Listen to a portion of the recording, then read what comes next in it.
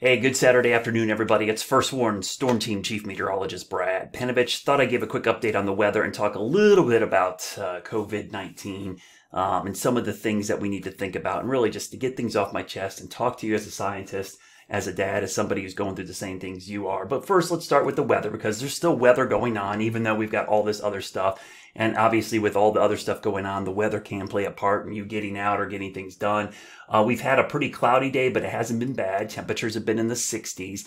We've got this system back to the west. Now, this system is going to be heading our way, but what's going to happen is cold air is going to get wedged down here. So as this system moves in, there's going to be what we call overrunning. So tomorrow is looking like a pretty miserable day. We're talking temperatures struggling to get out of the 40s, maybe only into the 50s. Actually, it looks like a pretty, just a yucky day. So get outside today. That's the key thing. Get outside, enjoy the weather today because it won't be as nice tomorrow. And the reason I say get outside is, and this is the part of me I'm going to talk about the COVID-19 stuff going on, because getting outside is a really good thing. Get exercise, get your kids outside, get fresh air, and don't freak out. I know I'm going to tell you a lot of things of why you need to take this seriously, but I'm also going to tell you you need to keep your fear levels low because actually there's a lot of science and a lot of medical science that shows the more worried you are, the more susceptible you are to catching things. Your immune system actually gets compromised. So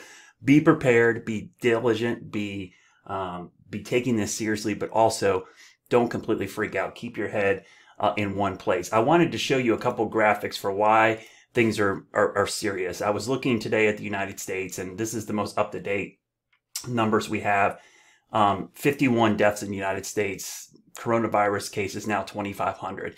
One thing that I think a lot of people miss in this whole conversation is a lot of people have trouble grasping this exponential growth, why we're doing all this stuff. A lot of people blaming the media, calling it a hoax.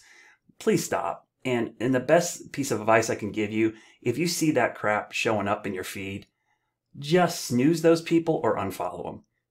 I tell you what, there's nothing more exhilarating than hitting snooze for 30 days or unfollow. Every time I see people sharing fake information or downplaying this or just being dismissive in general, blaming the media. It's the media's fault. We're bankrupting ourselves because we want to do this. And not to mention the whole dang world is in this. It's not like it's just the United States or just the media. I mean, every single scientist and medical expert in the world is telling you the same thing. So just stop with that stuff, really. And the best way I can do, I don't even want to deal with it anymore. I'm tired of arguing with people about it. So I'm really finding the people I don't want to be on a sinking ship with really easily on Facebook, and I just unfollow them. Or if I think they maybe are just having a panic attack and they're just acting weird, I'll unfollow them 30 days. I'll give them a second chance. But I tell you, it's exhilarating to unfollow people that you just don't want to deal with. But the reason that, you should be taking it seriously is we can look at other countries. People think these numbers here aren't a big deal. Of course, these are a big number. If you're in that number, that's a huge deal. But I get it. It seems like in the grand scheme of things, it's not a big deal. But when you look at this as countries, one thing we can learn is from mistakes that other countries have made in this. And I'm going to pop this up real quickly because we know what's happened in China. But to me, the scary thing is Italy. Italy didn't do the things that we're doing now. And I think that's why you're seeing the United States kind of go, oh my gosh, we've got to do something now, is because Italy didn't.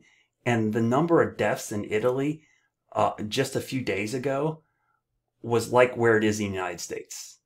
It has jumped incredibly. Look at that, 1,441 deaths.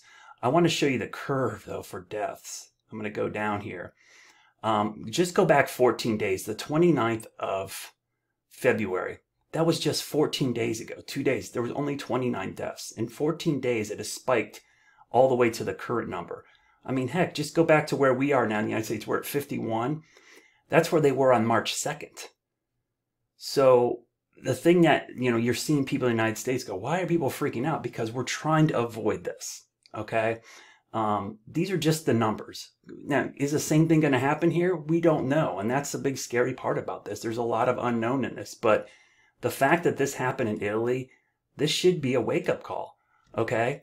I'm a meteorologist, and a lot of times, we get it wrong, obviously. We get it wrong more often than I'd like. We're wrong about 23 days out of the year. But the thing about getting it wrong or making a mistake, there's nothing wrong with that. The problem is not learning from those mistakes. So you as an individual, it's okay that you change your mind on a subject. If you were dismissing this 7-10 days ago or didn't think it was a big deal, now you do, that's okay to admit that. And just like the Italians may have made a mistake not reacting to this quickly, we as Americans can learn from their mistake and not let it happen here. So please, everybody, stay calm, but listen to these scientists, the CDC. They know what they're talking about. They have our best interests at heart. And this is one of those difficult things. If things aren't as bad as they end up being or that we think are going to be, then it actually means things worked.